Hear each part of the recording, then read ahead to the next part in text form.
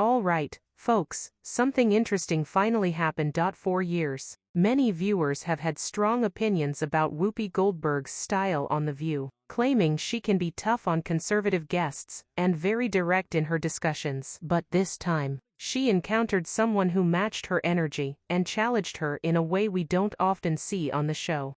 If you don't have anything to say, you blab. You just go on and on and on and on and on and on and on and on and on and on and on and on and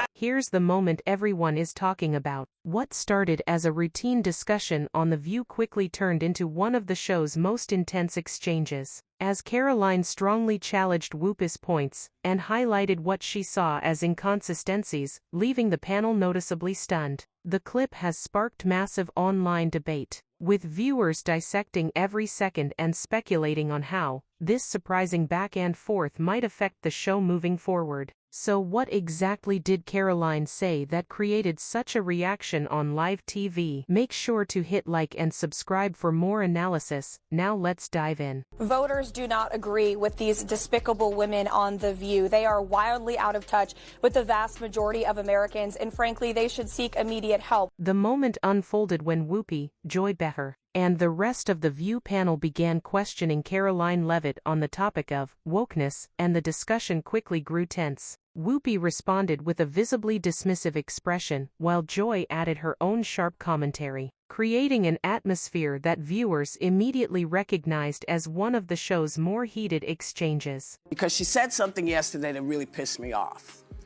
And that was, she said, there will be no wokeness here. Oh, yeah. Let me explain something to you.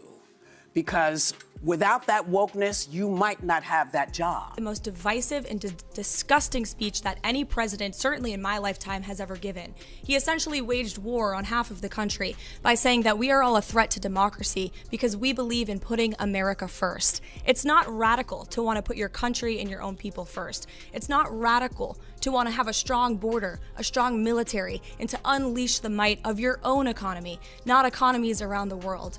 You know, we have seen cultural Marxism trickling its way through every institution in this country. The public school system, the higher education university system, Hollywood, big tech, the corrupt mainstream media that I fought against in President Trump's White House are indoctrinating my generation of Americans into hating our country, hating one another based on race and gender and sex, and all of this other BS, quite frankly. The moment became even more intense when the discussion shifted toward comments about appearance, prompting Karoline to call out what she saw as clear irony, highlighting that the same hosts, who often speak about supporting women, seemed, in her view, willing to criticize when the woman in question held conservative views. She argued that this double standard leads to unnecessary mockery, dismissal, and negativity that distracts from the actual issues being discussed.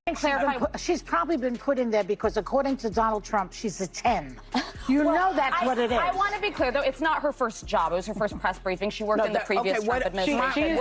Karoline also emphasized that many young women in politics today have achieved a great deal in a short amount of time, and she contrasted that momentum with the way Whoopi responded during the exchange, suggesting that the tension on set seemed less about policy and more about differing perspectives and generational viewpoints, without reducing the discussion to personal insults or negativity. Do you want to take this? So, you cannot be attractive and smart?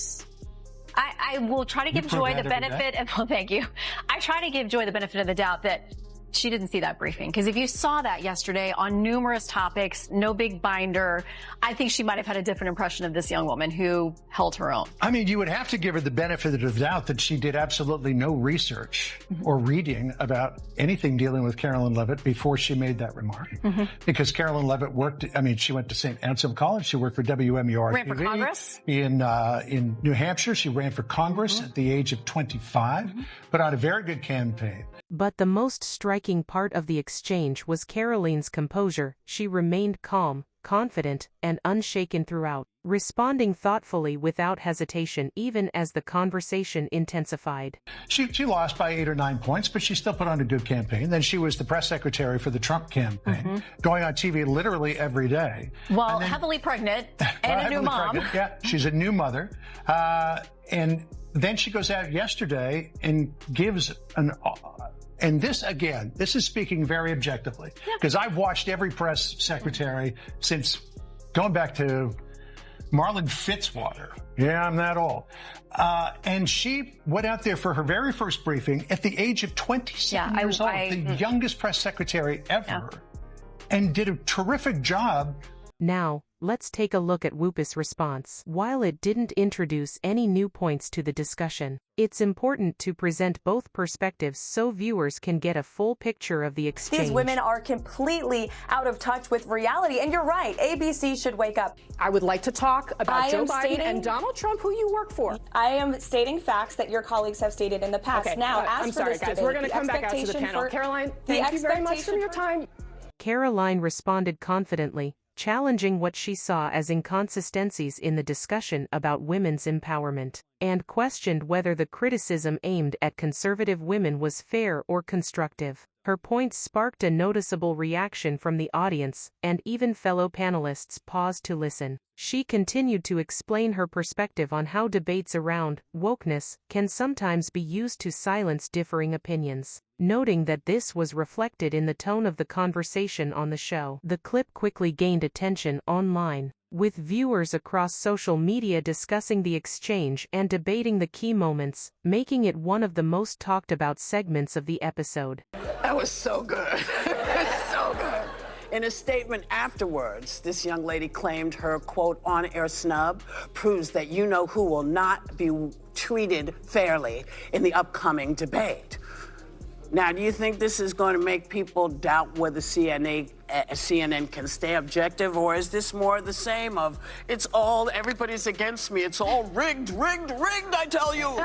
Is everything rigged? No, it's their MO. That's what they do. Rachel Maddow said last week, she's like, if the election is lost, it was rigged. If there's a debate, then the moderators are probably biased and they're prejudiced against me. After the episode aired, there was a noticeable reaction behind the scenes. Reports suggested that producers were concerned about how the discussion unfolded, sponsors were closely watching, and some longtime viewers were actively debating the situation online. Whoopi Goldberg was absent from the next episode, and ABC stated that she was taking time to reflect on recent discussions, a move that sparked even more speculation among viewers. With the show facing increased scrutiny and conversation